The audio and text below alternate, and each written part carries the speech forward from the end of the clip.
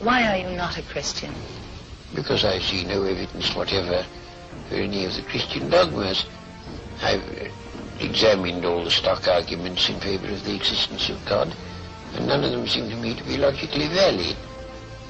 Do you think there's a practical reason for having a religious belief for many people? Well, there can't be a practical reason for believing what isn't true. That's quite, at least I rule it out as impossible. Either the thing is true or it isn't. If it is true, you should believe it, and if it isn't, you shouldn't. And if you can't find out whether it's true or whether it isn't, you should suspend judgment.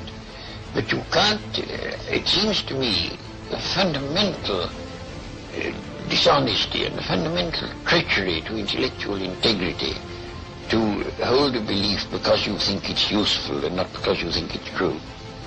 Well, I was thinking of those people who find that some kind of religious code helps them to live their lives. It gives them a very strict set of rules, the rights and the wrongs. Yes, but those rules are generally quite mistaken. A great many of them do more harm than good. And they would probably be able to find a rational morality that they could live by if they dropped this irrational, traditional, taboo morality that comes down from savage ages. But are we, perhaps, the ordinary person, perhaps isn't strong enough to find this own personal ethic? They have to have something imposed upon them from outside. Oh, I don't think that's true. And what is imposed on you from outside is of no value whatever. It doesn't count. Well, you were brought up, of course, as a Christian. When did you first decide that you did not want to remain a believer in the Christian ethic? I never decided that I didn't want to remain a believer.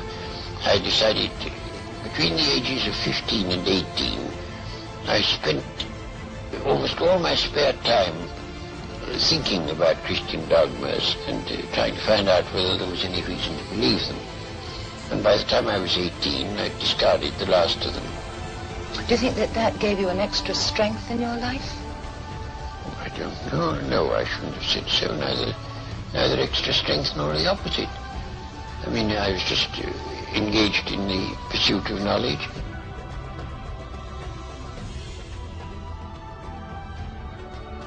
You see, one thing is I can live with doubt and uncertainty and not knowing. I think it's much more interesting to live not knowing than to have answers which might be wrong. I have approximate answers and possible beliefs and different degrees of certainty about different things, but I'm not absolutely sure of anything. And then many things I don't know anything about, such as whether it means anything to ask why we're here. What the question might mean. I might think about it a little bit. If I can't figure it out, then I go to something else. But I don't have to know an answer. I don't feel frightened by not knowing things.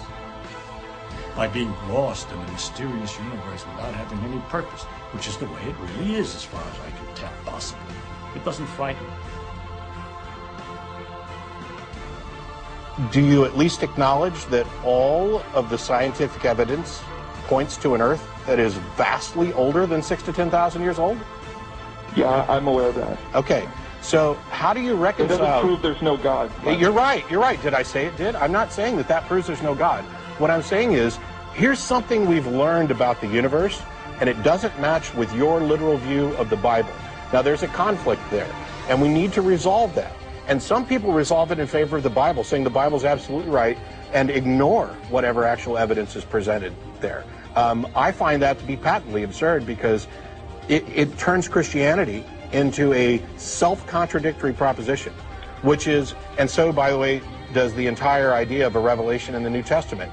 Because your position, to the extent that I understand it, because you haven't got a kind of a straight answer yet, is one where there is a God who has an important message for mankind.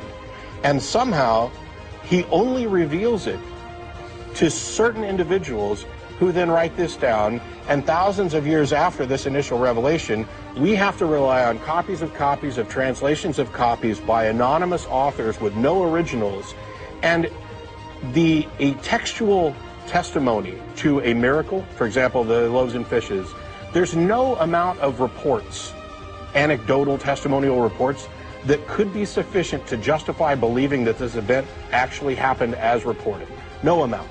And anything that would qualify as a god would clearly understand this, and if it wanted to convey this information to people in a way that was believable, would not be relying on text to do so. And this, for me, is the nail in the coffin for Christianity. The God that Christians believe in is amazingly stupid if it wants to actually achieve its goal of spreading this information to humanity by relying on text, by relying on languages that die off, by relying on anecdotal testimony. That's not a pathway to truth.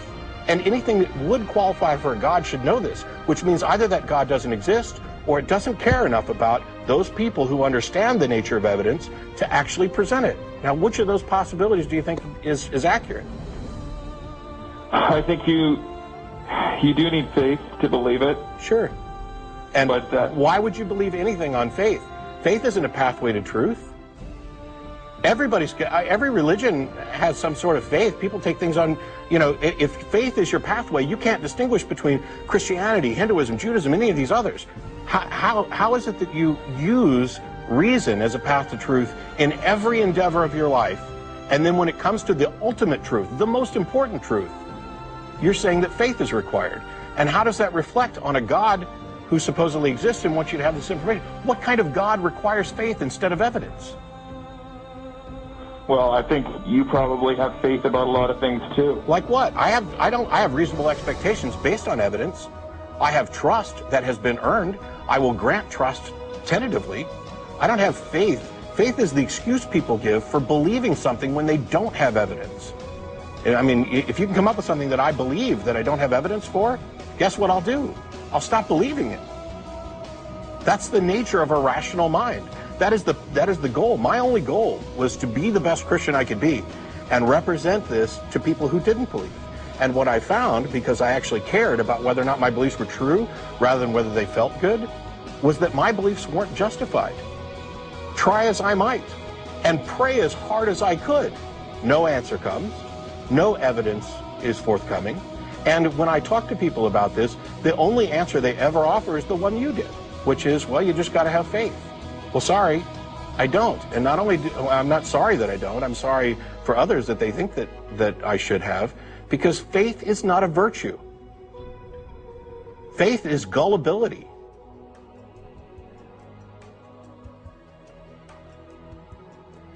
If it was true, it would have two further implications.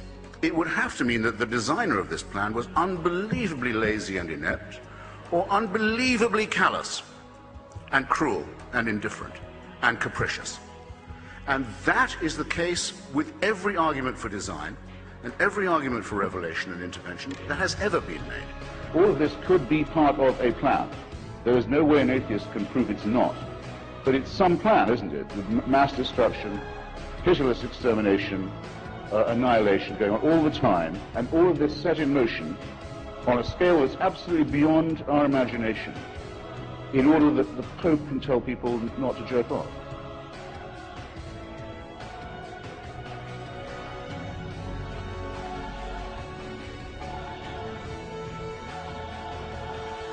In our tenure on this planet, we've accumulated dangerous evolutionary baggage, propensities for aggression and ritual, submission to leaders, hostility to outsiders, all of which puts our survival in some doubt.